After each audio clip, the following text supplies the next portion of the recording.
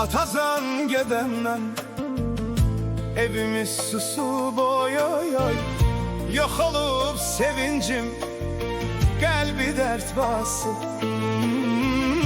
Mezarın başında dolup gözlerim, kederle örtülür bütün sözlerim.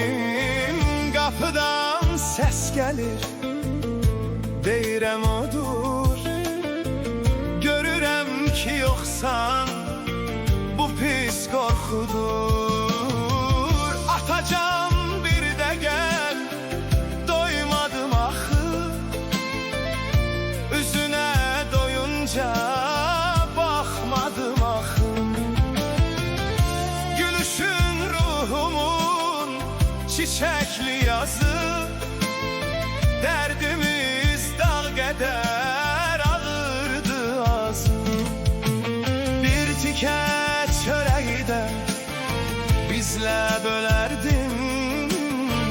Nə desə yalardın, evə gələrdim. Daha sən getmişsən, məhv olub həyat.